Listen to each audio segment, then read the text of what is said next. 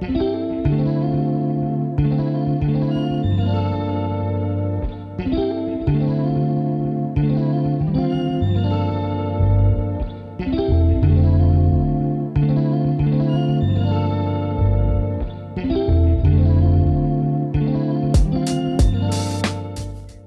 to Resonant Stories and Meditations, a place where you get to tell your story in your way with your voice. Each story is followed up with a short reflection with the storyteller and is concluded with a meditation on the story's theme. May these stories, reflections, and meditations resonate in your innermost being.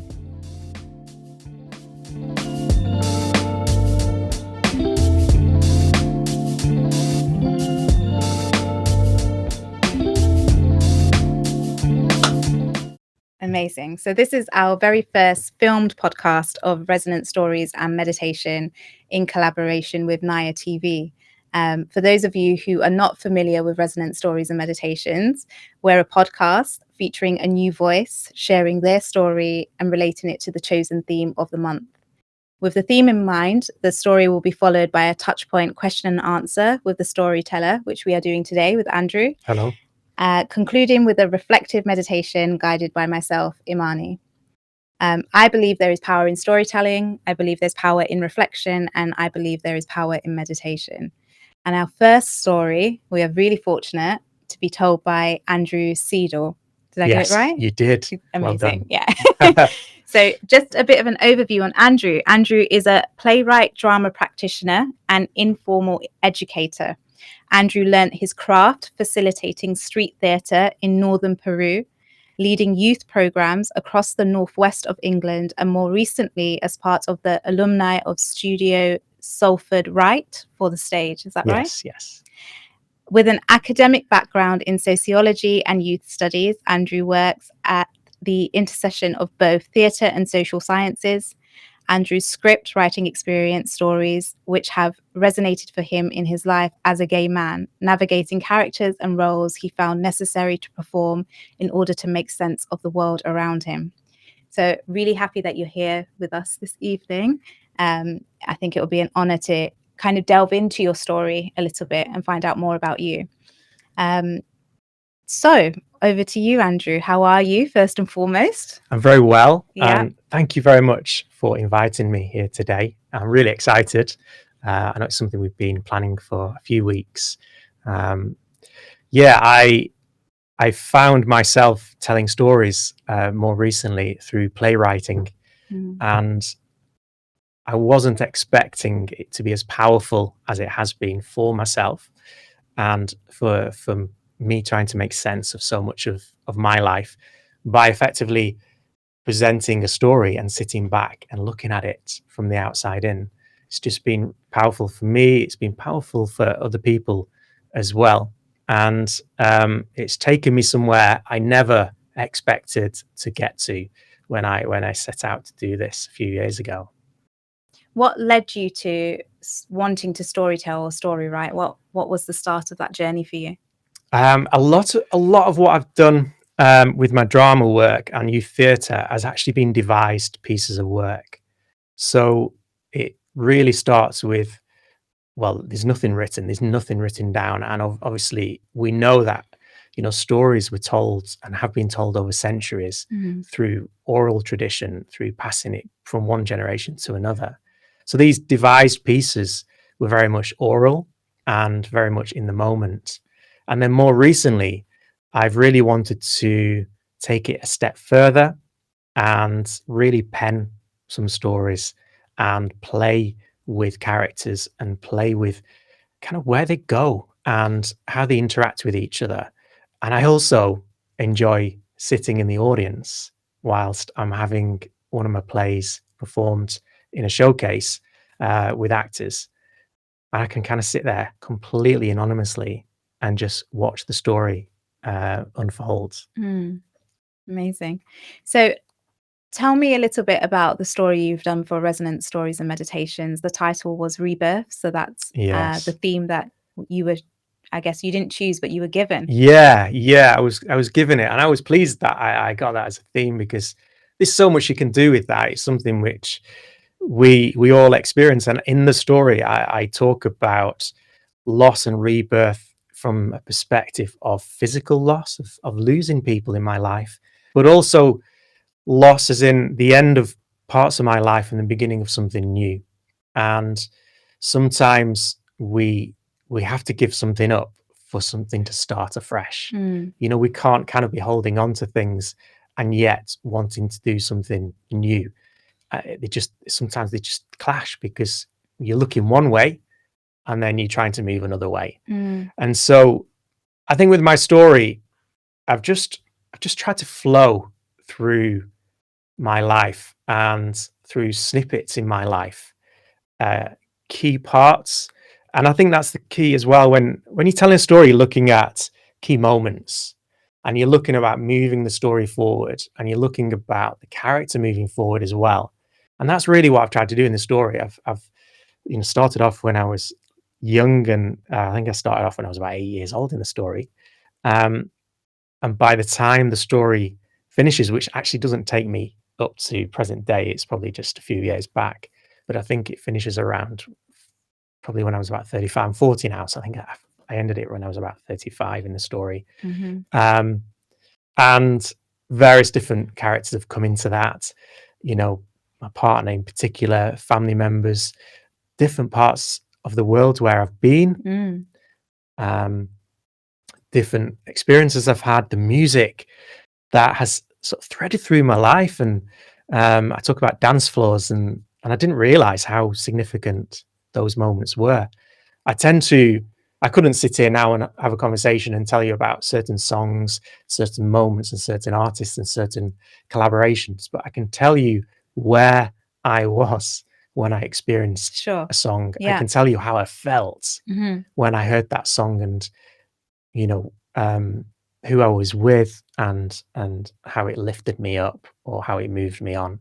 So I've just tried to layer all different parts of those experiences within my story. So there's different ways of looking at it, different ways of hearing it.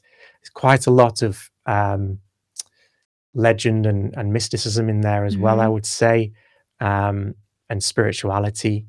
So there's a little bit of something for everyone, I would say. Yeah, I would say so. So let's get under the skin of of Okay. the story itself. Yeah, I think when I was listening to it, there were some really key parts that stood out. So you start with your family, I do. you then move on to your education. So Mm, moving from, is it Burnley?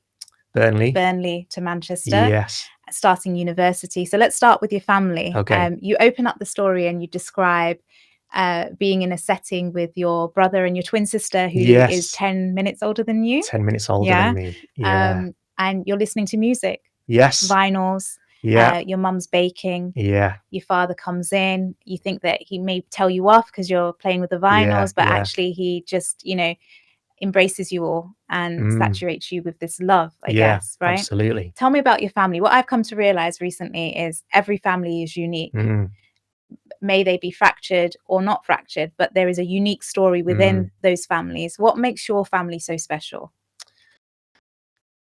I think for my family, one thing my mum and dad um, did so well was they fostered the uniqueness in Mm. each one of us. They fostered and recognized this, each one of us as being special.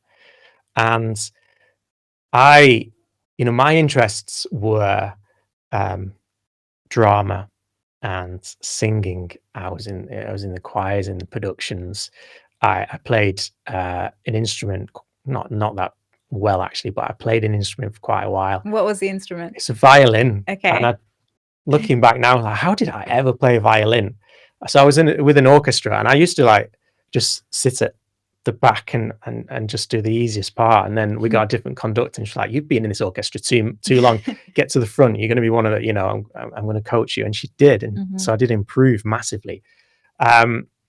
But I was just interested in all that kind of creative side of things and drama.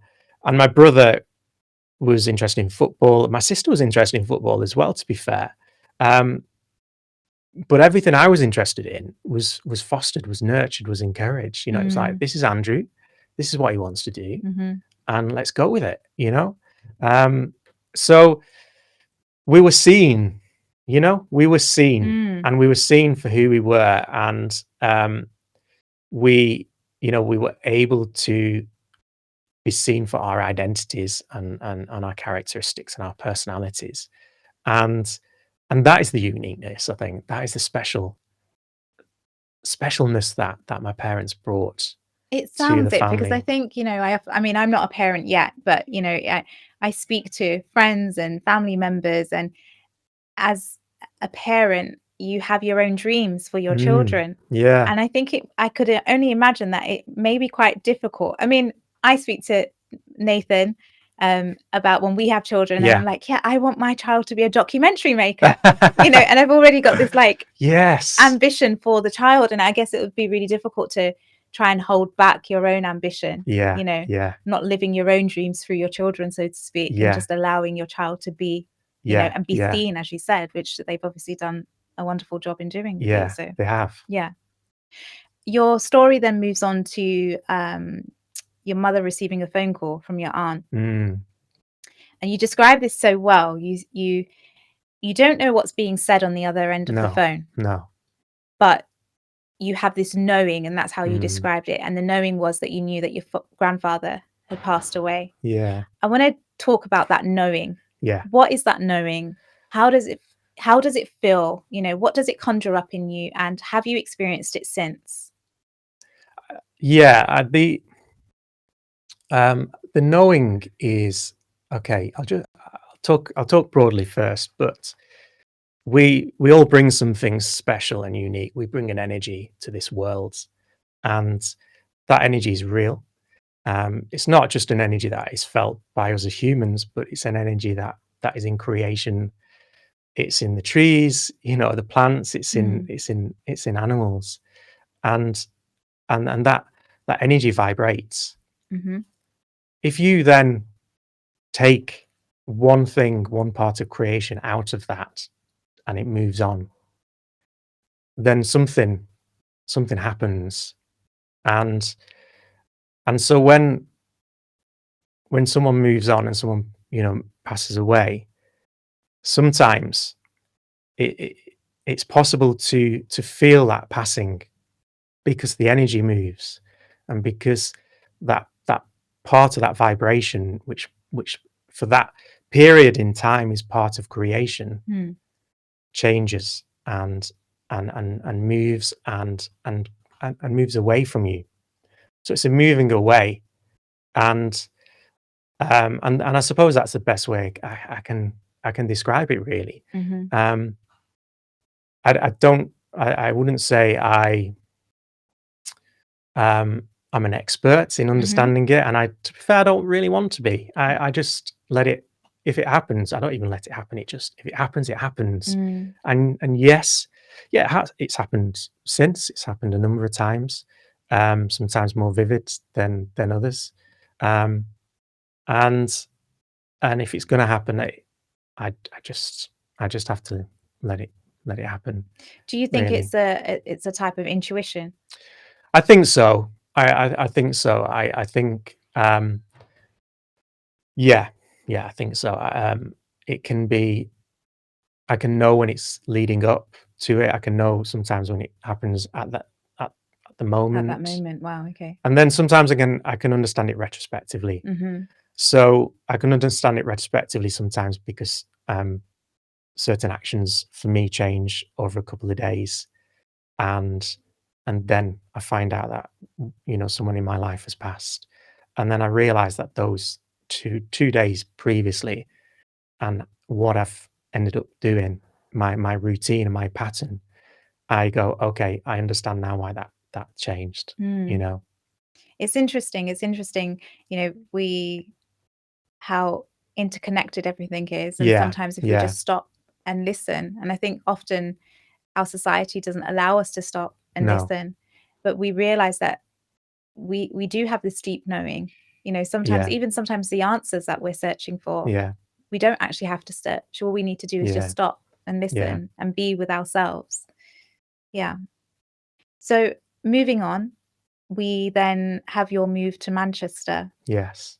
and your, I guess, colourful experience with in university, would you say? How would you describe it?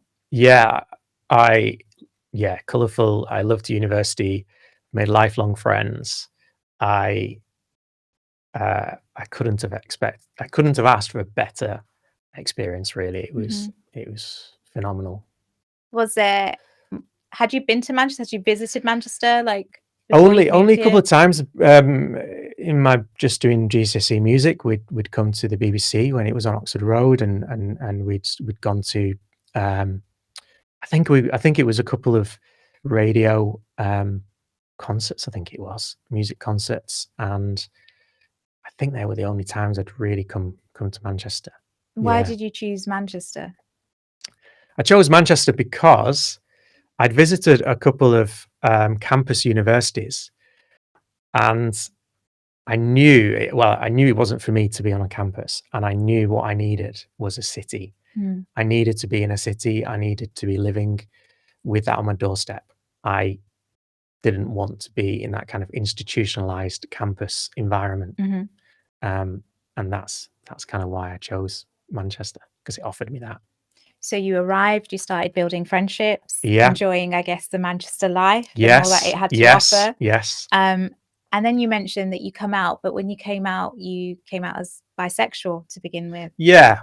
I myself and a couple of friends, we came out at a similar time, and we all came out as bisexual. Um, at the time, I, Was that true?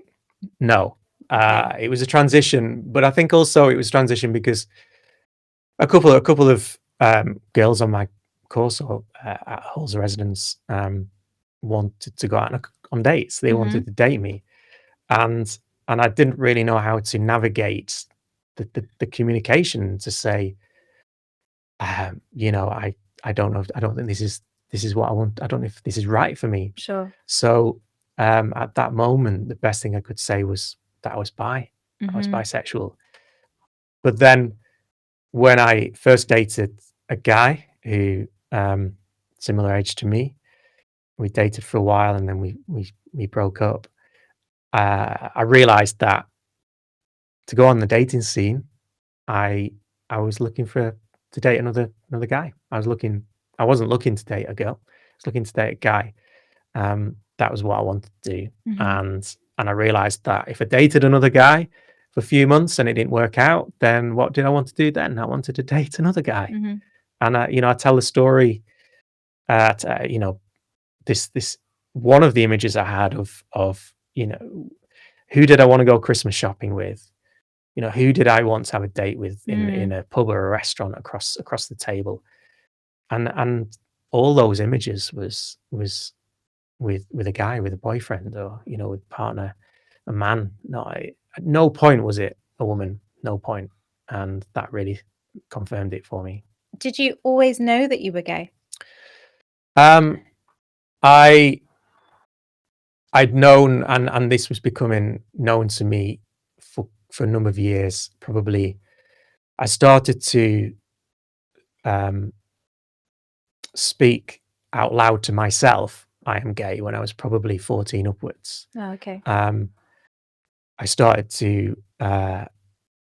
It's funny actually because there's a writer, Salim Haddad, and he's Arab Mhm. and gay, and he writes a book called Guapa, about being queer and Arab, Mm. and he mentions one of the characters. I think he writes it in the condensation of the mirror, "I am gay," Mm. and that really resonated for a lot of us because a lot of us did that.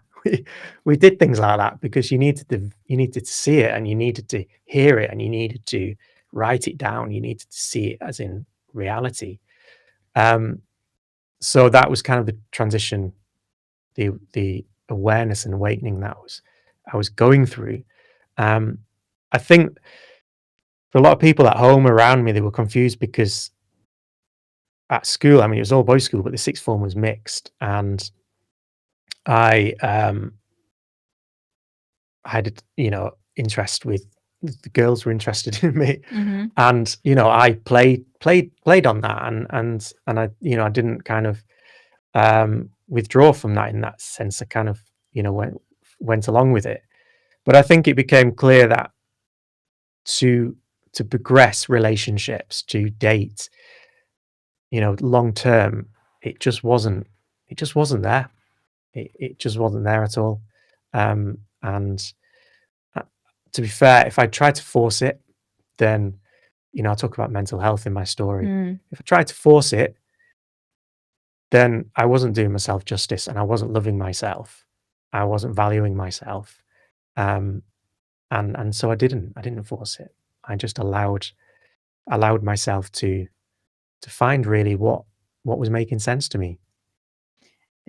Do you remember when you did come out and the feelings attached to that? And I'm sure there was an array of feelings and emotions that ran, but do you remember that day or that time or the feeling or the atmosphere around you? Do you remember?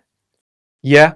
Um, I suppose there was a few examples. Uh, I told my friend who I'd met on my first day at university, and she was on my course. We're still friends today. And I told her I was bi, and then I went to tell her that I was gay. And it was a little bit of an anticlimax, to be fair, because she was like, "Great, that's cool. Yeah, Yeah. fine, Yeah. absolutely, yeah, yeah." I was like, "Oh, okay, yeah." It's like, "Anything else?" Like, "No, that was it." "All right, okay. Should we go to the student union?" "All right." Um, so that was a little bit of an climax, but when I was speaking to a few friends who were going through the same thing, that was liberating. Mm. Like the two or three of us, and we were kind of going, "Yeah, I'm gay, and yeah, I know I'm gay," and then Mhm. for them to share that as well, that was liberating. I think, and I know I'm not on my own in this, that it's easier to tell strangers or to tell new people in your life. Mhm. Um, First up, that is, it's much harder to tell the people that have been in your life from day one, and the people that are going to be in your life potentially for much longer, even though the friends I'm referring to are lifelong friends and still in my life today. Um, so that can be the challenge, because you can have cultural and social and religious um, connotations involved in it, in how you're telling, and what that means for the rest of the family unit. Um, Did you feel liberated at any point? Did you feel like there was almost a rebirth, like a change, yeah, a yeah, yeah, shedding? yeah. I did. I think there was a shedding on a number of levels when I moved to Manchester. I, th- I think it was accepted that I'd outgrown my experience in Burnley as a town, um, and I've kind of reconciled, I suppose, with my hometown, in the last few years.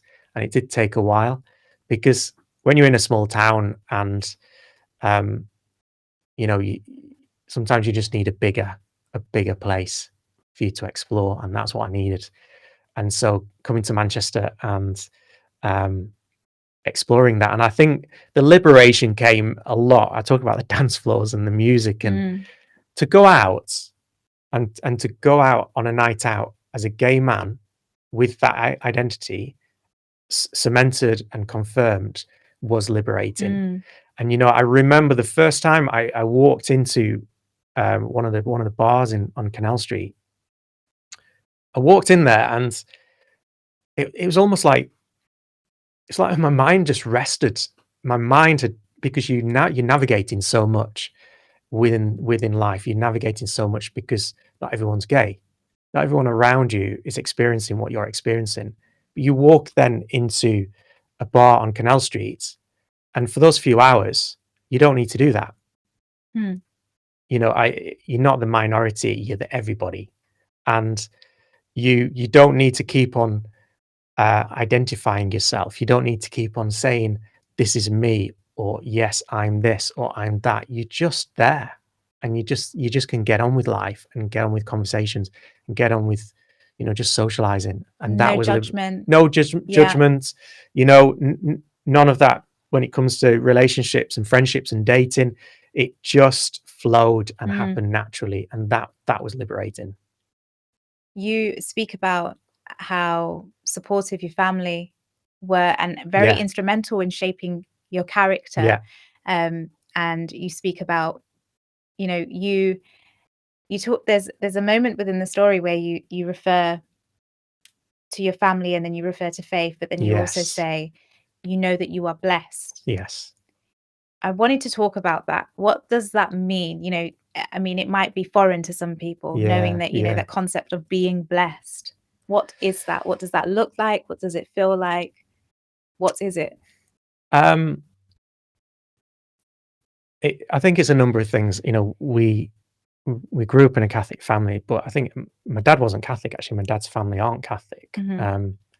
Immediate family, that is. And he converted when he married my mum, um, and that was his choice. And he did that just so that he didn't want us to be confused with two different directions. And he did that. And the Catholic faith, I think, that we have experienced is one of spirituality and the freedom to explore it in a spiritual way and in a mystical way, if I can use that term, because um, we we were able to explore more than just the physical, and we were able to explore more. I talked about creation, and I talked about when I was talking about knowing, that wasn't alien in our conversation. I spoke to my mum the other day, and we were just having a conversation about where God is in our lives, and we were talking about the Celestine prophecy. We were Mhm. talking about that there's not coincidences. We were wrapping all this up Mm. together. Um, so I think part of the understanding that we're blessed is understanding that we are blessed within a broader sense of creation, Mhm.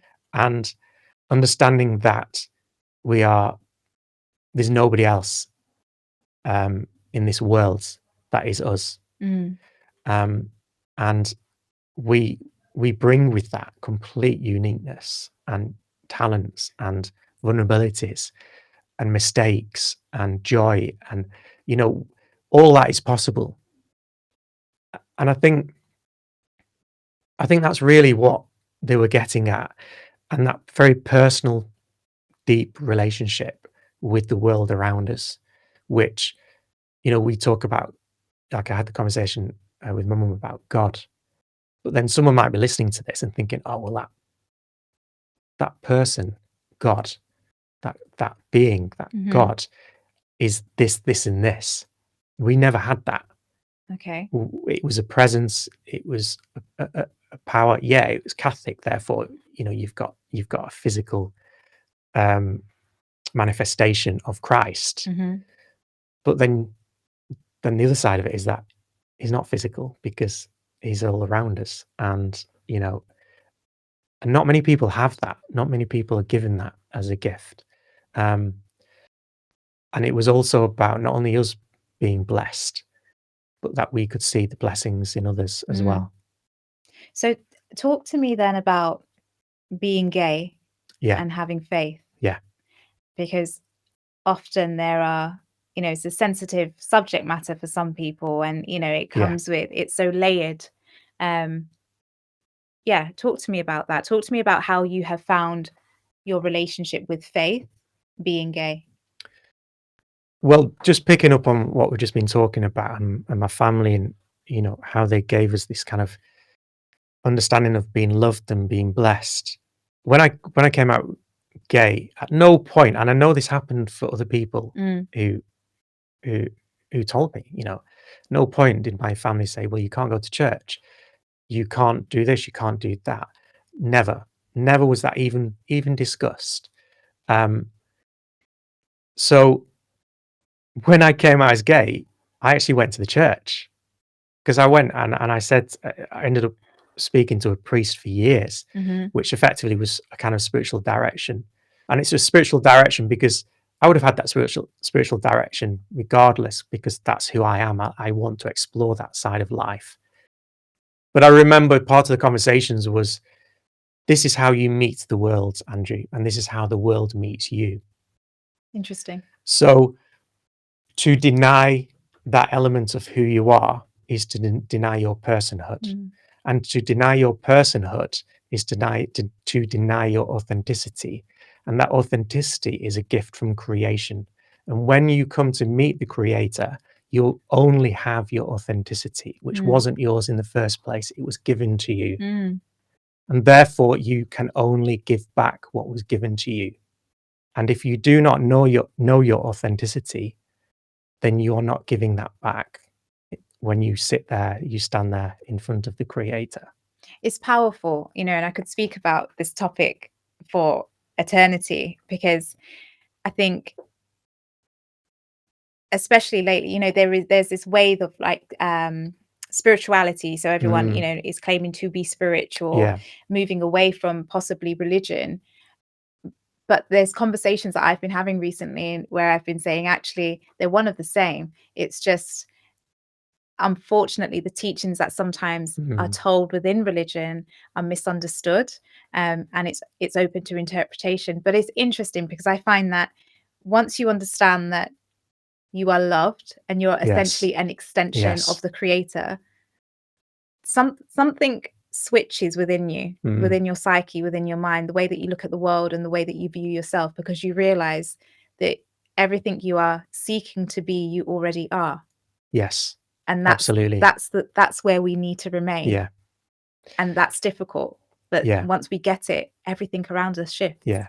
And I think the way I've learned it and understood it is we are first and foremost spiritual beings, and then we understand that spirituality within a physical body.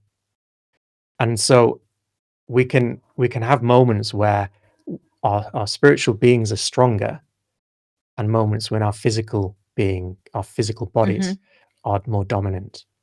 And when we die, then our soul and our spiritual being continues. Our soul continues forever, for eternity.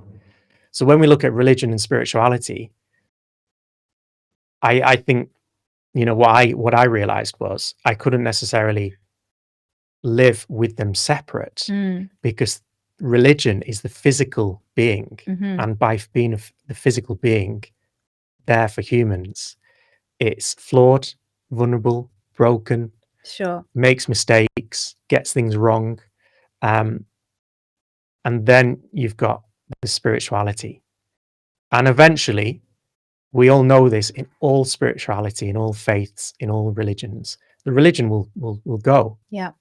Because you will be left with spirituality, not in our lifetime, but it will happen. But for now, we can't give up our bodies just for the spirituality. That's not necessarily a choice for us to make. So for me, I had to make peace and reconcile with the physical body of religion and the spiritual body of creation. And that was the journey that I went on. And I did it through the Catholic faith, which means universal. So I was fortunate enough to explore the Catholic faith in a much broader sense. You know, the cosmology of Christ and the creation, which a lot of people don't know is there, and they don't necessarily get a chance to explore that because it's not presented to them. Sure. Probably about 10% of any faith, any religion, is actually presented to us as human beings. And the rest of it, we never get to see. Yeah.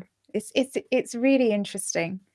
Let's move on to your, and I'm going to speak of it like this because I think the way you talk about your trip to Peru was another Yeah. spiritual Yeah. awakening for you. Yeah. You worked with young people and adults out there. Yeah. Tell me and talk to me about, because you mentioned something around the theatre of the oppressed. Is that correct? Yeah. Yeah. And it was, I'd be honest, it's by accident that I came across Theatre of the Oppressed when I was doing my degree. And sometimes you come across a book, an article, something that you read, and it just hits you, and it just speaks to you in a way that you just have to stop, and you just have to take a moment to absorb what it's saying. And I had that with Theatre of the Oppressed, with Augusta Boel's work. So I just started to explore it, and I first went to Wirral Youth Theatre, and I did some work with an LGBT youth group there. Um, and that was just me trying to practice the principles of Theatre of the Oppressed, which is very much about imagery. Okay. So when you when you take an individual or a community, and initially, you look at countries in Latin America. Mhm. Augusto Boal was in Brazil, and for a period of time, a number of them had military juntas. So there was a lot of repression, and he was trying to work with the communities to try to understand this external oppression. And so he did it through images because, oppression can actually take away your voice. Of It can course. take away the ability for you to dialogue and communicate through through verbal communication. So if you then look at imagery, again, I speak in the story when I tell my family that I'm gay. Actually, I couldn't. I Mm. couldn't share the imagery that was in my head. It took me quite a long period of time, not only to share it, but for them to become part of that imagery.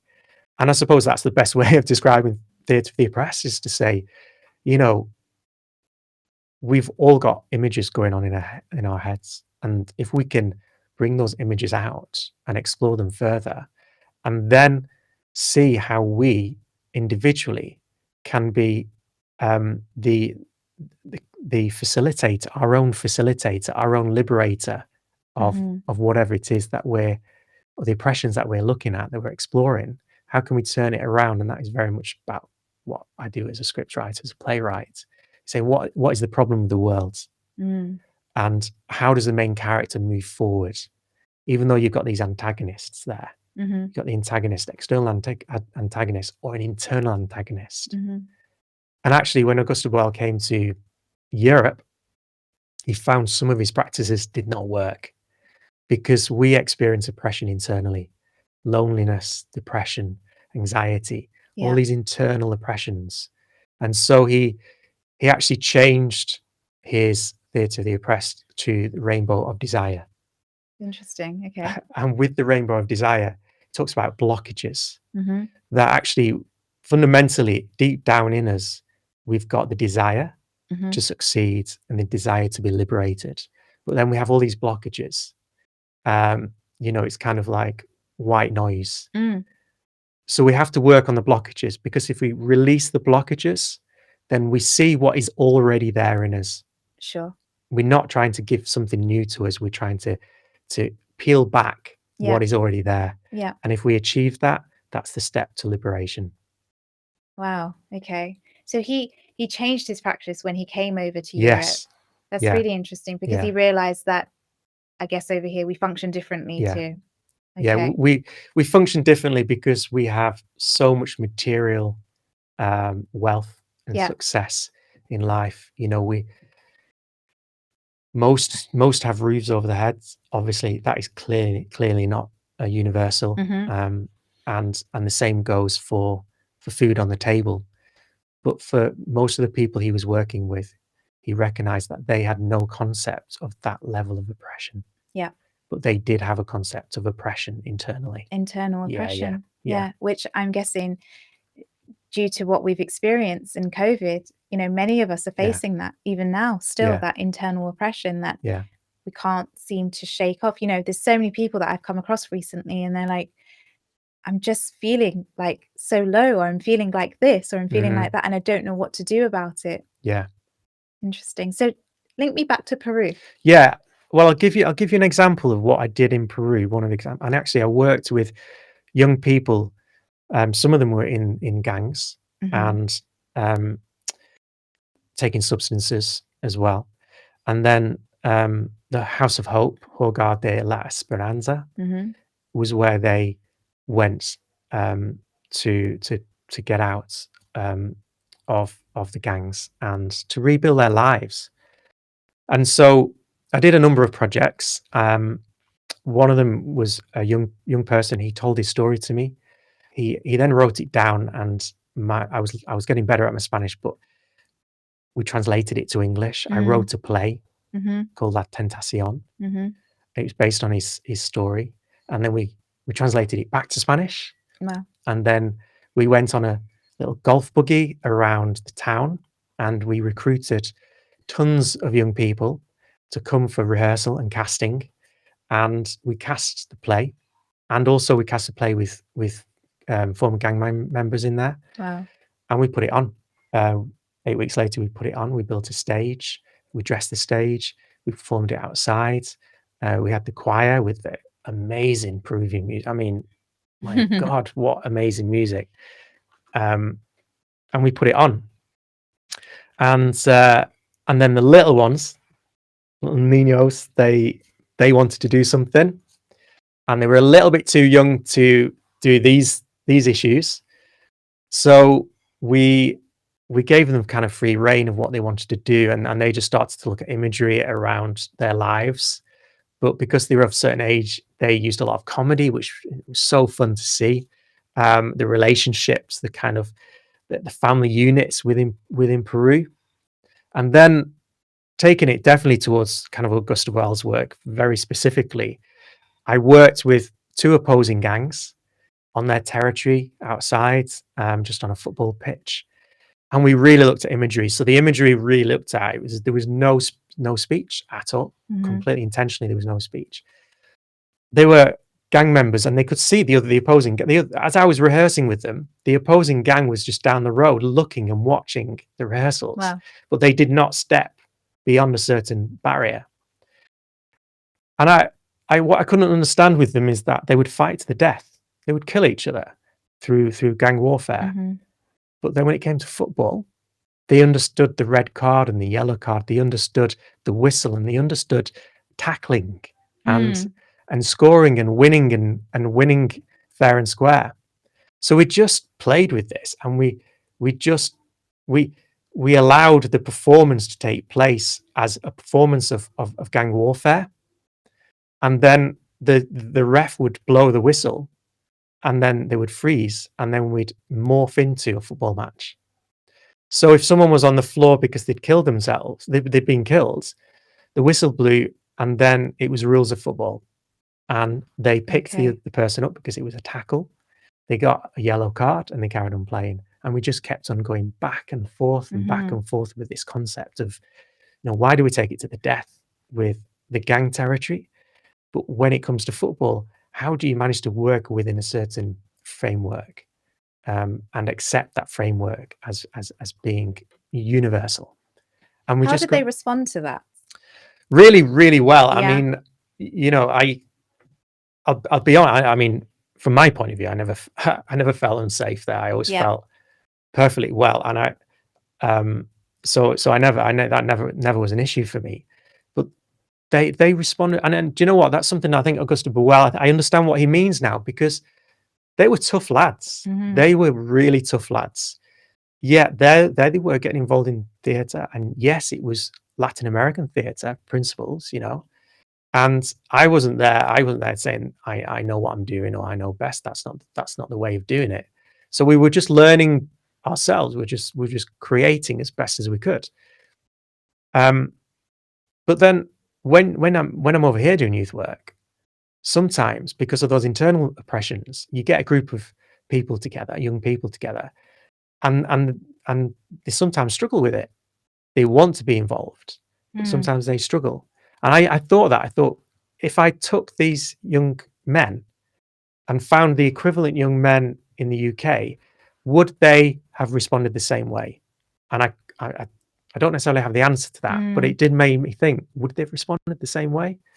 Because they were really keen, and so keen that the priest said to me, called me, and he said, Andrew, there's something you have to do for me. You have to work with the other gang, because at Okay. the moment, if they know I've given something to one and they've not got Sure. it, Yeah. I said, yeah, great. We'll do something. And the uniqueness is, it wasn't the same project. It was completely different. Mhm. It was just developed according to their their images and what they wanted to do. And that's kind of how it evolved, really. I'm sure you impacted so many lives while you were there, and, they learnt so much from you. Well, if that's true, Yeah. they impacted my life Mhm. much more, and what I learned from them was far outweighed anything that, as a gringo, I could I could ever have done. Mhm. I really mean that. I just, yeah, they, you know, What did they teach you? Or what did Peru teach you? um, to smile. And I know that sounds. What I mean by that is, we had a conversation. I remember we had a conversation where they were saying, you guys over, in Europe, you gringos, you don't know how to smile. Mm. You've got all these things, but you don't know how to smile. And I Mhm. said, I smile all the time. Like, you think you smile, but that doesn't mean you know how to smile. Wow. And this was way before like any credit crunch or any kind of, obviously coronavirus now. But they said, something? If the world economy collapsed today, Mhm. you'll lose more than I'll ever lose, because I've got nothing to lose. Yeah. So it won't affect me. But you're going to lose much more because you have so much debt, mortgages, whatever it is, credit cards, you have so much debt. So you will lose more than I'll ever lose. Mm. And actually, that then turned on the head is going, well, if that's the case, that means you've got more now than I've got in Of life. course. Yeah. You've got more richness than I've got. Yeah. And is that what you brought back with you? Yeah. I came back, and over there, you'd go to the shop, and there's a few options, like for crisps, for example, a few options. And I came back and I walked into a supermarket, Mhm. and I went down. I happened to go down one of the first aisles, and it was just rows and rows and rows of crisps. And I took a breath in, and I just looked. I walked I walked out. It's like, not today. I just couldn't figure it out. Too much choice. Too much Yeah. choice. Yeah, Too yeah. much. I just could not figure it out. Yeah. So it took me a little bit just to acclimatize. You were there for how long? I was there for 3 months, Yeah. and then I went back 2 years later Mhm. for a month. You're still in touch with the family out there? Yeah, Yeah. I'm still in touch with, quite a lot of them, actually.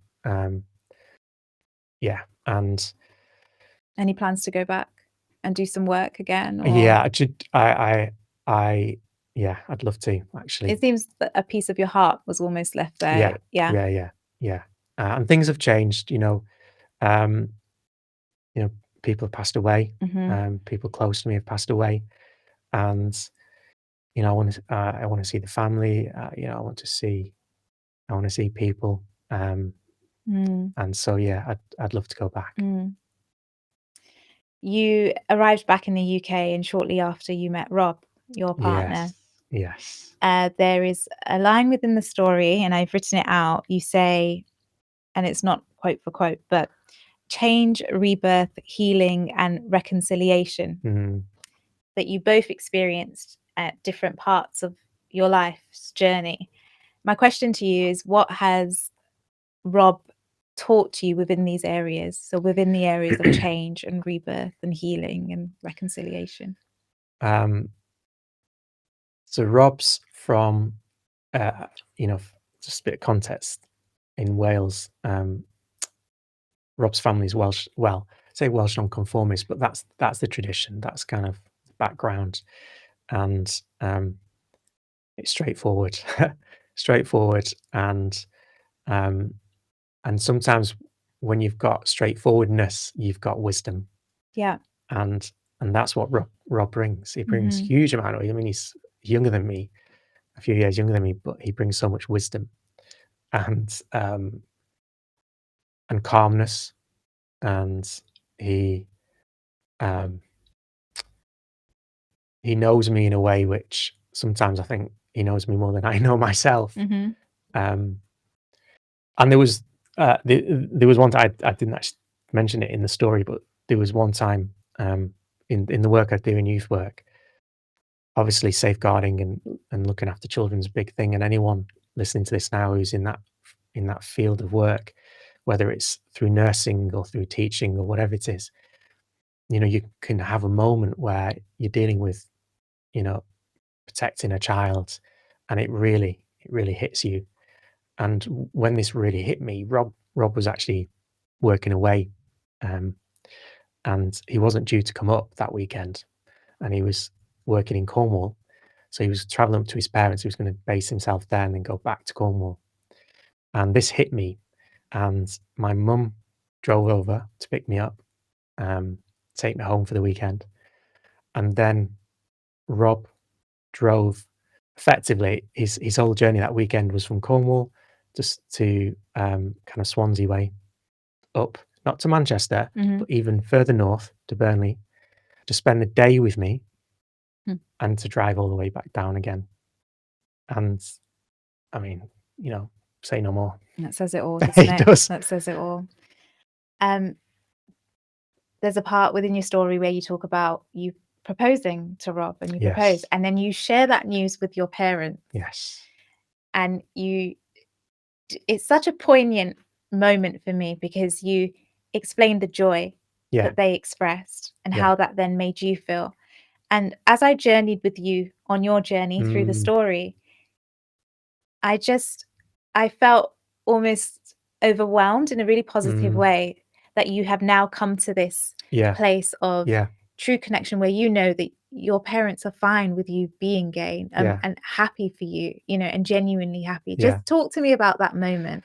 I think, it goes to say I think it's about safety as well. I talk very briefly just saying about, mental health, which so many families have experienced, and we're talking about it so much more Mm, now.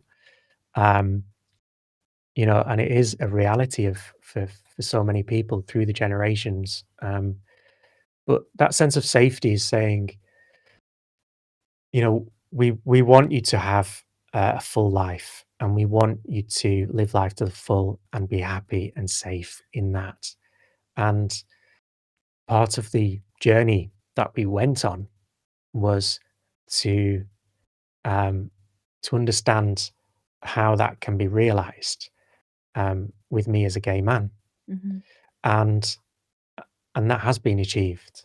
Um, and so when I proposed to Rob and I told my parents, and I say, our narratives began to um, merge. mm, And I think that's why, because we saw this as part of that story of um, living a full life and living a happy life and living a life of safety. And when I say safety, not it's yeah, I am a free spirit, and I was talking about that recently with my family, and about my next steps and what I'm going to do, and where things are going to take me. Um, Safety is in safety in relationships, safety in love, and safety in that sense of knowing that you're blessed and mm. knowing that you're loved. Um, so I think by that point, it was a joyful moment, um, and that was expressed through, the response by everybody in in my family, and expressed by my ability to actually say outright, I've just proposed to Rob and he has said yes. Yeah. We are engaged. To own that, Mm, and to own that dream, which is no longer a dream, it's mm, reality, mm, you know? mm. And if reality can bring happiness, and that reality is actually based on what you imagine, then you're looking at being free and being liberated. And the power of The imagination. power of Yeah, imagination. yeah. Yes. You conclude, or you begin to conclude your story really well, and you do it so effortlessly. But you mention your aunt once Yes. again. So you mention her very early on in the story, Mm, which was tender age of 21, I think yeah. you mentioned. And then, unfortunately, we experienced with you the death of your aunt Yeah. as well. But you go on to say what this death brought into your life, which was writing or therapy through the writing. So I just wanted you to maybe talk about that. I think um, writing, uh, playwriting allows me to tell fictional stories Mhm. peppered with experiences of life. Mhm. Yet, for, for most people to watch those stories, unless you know me really, really well, and even then, you need to say to me, "Is that a reference to this point? Is that a reference to that point?" And so when and actually, she never allowed us to call her aunt or auntie Mhm. because when a lot of us were born, she was, what would she have been like 10, I think. At what Mhm. I think. Um, so she never allowed us to do that. Um, but I think she was her background was youth work as well, and I think the writing um, is about how best to put this. She loved life and Mhm. she loved music. And actually, one thing that me and Rob had gone to Glastonbury for the first time a few years earlier. And one thing that we were going to do, Marilyn was going to go to Glastonbury with her friends. And we were going to go to Glastonbury and we were going to meet up Mhm. um, and get as much music in as possible. Um, and I thought when she passed away, I thought actually I need to seize life and I need to do things which I've been thinking about and not acting on. I need to just go with it and see where it takes me. And in doing so, I think it means she's still living. Yeah. She's still living in that sense. Um, and it enables me to do that. It enables me to have a freedom to tell stories, create stories, Mhm. rather than it being a dead end or an ending. It's saying, well, I can actually make more stories and I can create new characters and I can take them somewhere different. Mm. I can explore these kind of fictional world because now when someone goes, everything else afterwards, what you imagine is fictional. Mhm. What you imagine, how you imagine their lives if they were still here could be completely different to how their life could be. Sure. Yeah. But you can either take that as being a negative or you can take that as being liberating. And Mhm. I've chosen that. I've chosen to take it as being liberating and an opportunity. Of course. For anybody listening who, there's been a lot of talk recently about writing as therapy and Yeah, what it can bring to an yeah, individual, how much healing it can yeah. bring. But to some people, it's quite foreign and almost a little bit too whimsical. And Mm, um, how would you encourage somebody to maybe start using writing as therapy? And then, secondly, how do you encourage somebody to really take ownership of their own story? Because I think that's what we sometimes forget. We're living life, but we can really live yeah, life and really experience it to to yeah, its full potential and our full potential. How do yeah. we take ownership of our own story? The starting point is where you're at Mm. and what that story, the story that you're living already, whose story is that? Mhm. Just for a moment, right now, let's just have a thought. Actually, whose story are you living right now? Yeah, it's a powerful question. Once you've thought about that and you've reflected on that, So dig into that with me. okay, So say you're asking me, for example, you're asking somebody who's sat yeah, in front of you, what do you mean? So I would say, well, of course I wouldn't answer like this, but if I did, mm. I'm living my story. How would you dig into that? Well, I dig into it firstly by saying to you, just talk me Mhm. through your story, and talk me through the characters in your story, and we'll see how we go. And I can guarantee, invariably, that you will start to talk about somebody else. Mm. It may be Nathan, Mhm. it may be a parent, Mhm. somebody else you might talk about. We all do it.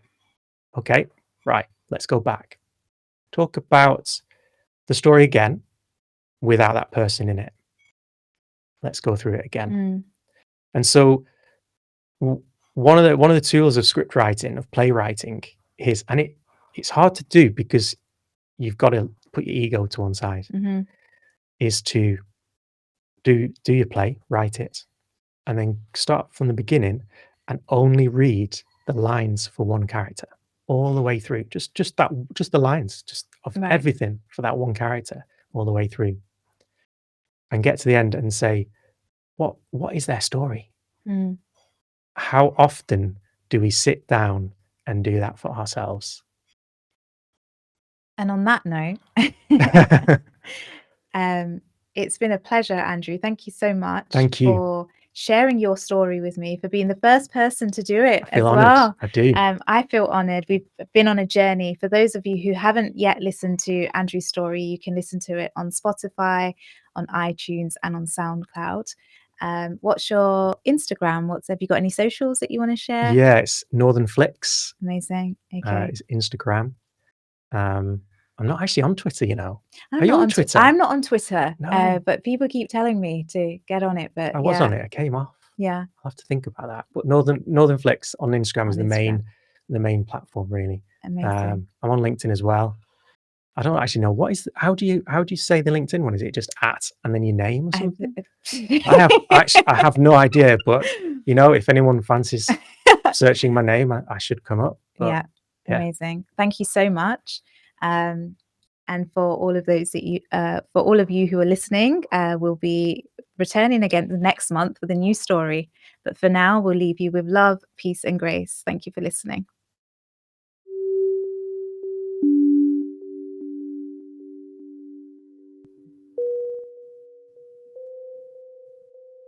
Take a deep breath in.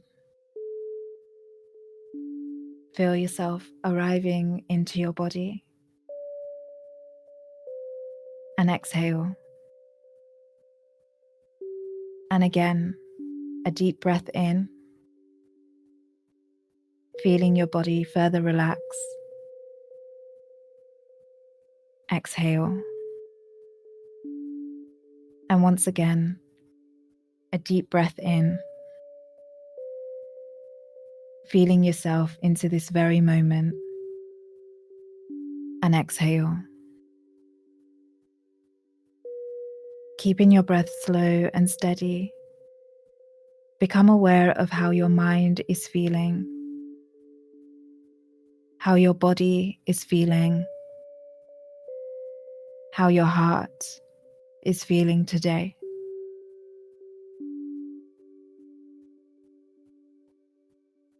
Within this moment, you are completely free from all expectation, judgment, responsibility.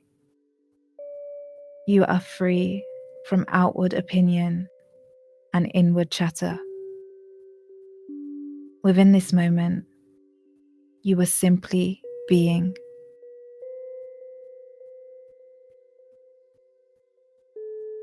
Taking a deep breath in, and whilst holding the breath at the top of your head, bring your awareness to what you are most grateful for. Capture this image within your mind. Feel this love and warmth.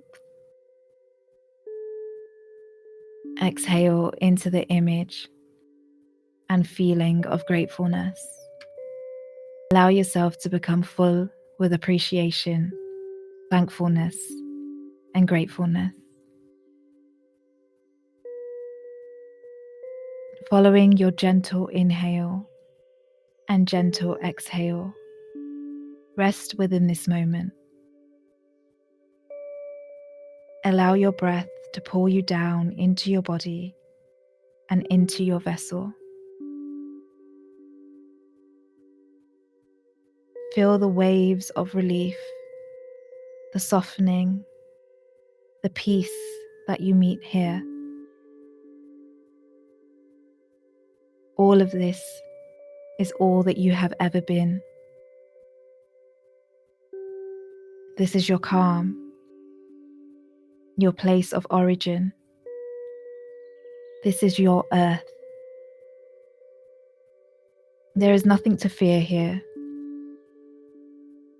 Open yourself completely to this moment, your essence. We all resist and avoid for days and months. We avoid that which resides within us.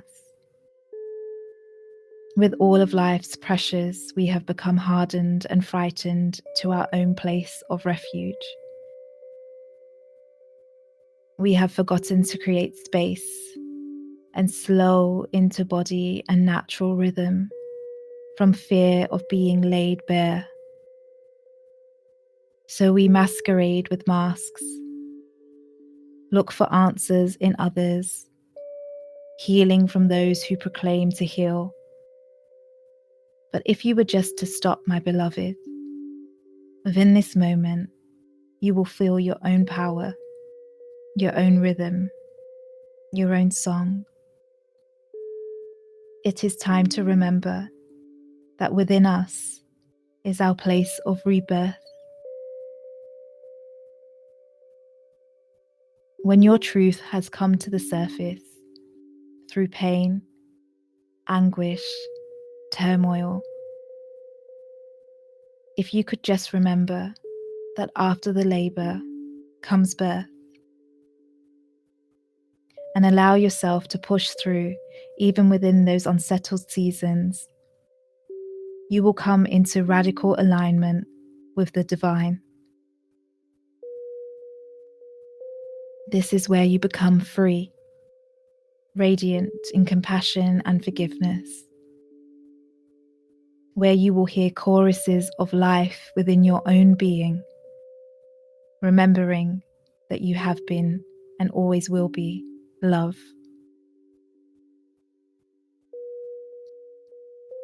At any point, we can choose to be reborn, choose to break habits, change mindsets. We can choose to become free. Like the phoenix rising within this sensitive space of rebirth, you will meet your own guiding light. Be still and know. Be still and listen. Be still and let your truth swell upon you and push you into the realm of new beginnings. It is time, beloved, to leave behind, come out from hiding, to breathe in a new awakened world. It is time for your rebirth. Bring to your awareness that which you would like to become. Feel the experience. Breathe into it. And with a grateful heart, receive and exhale. Arise from slumber. Beloved, you have been rebirthed.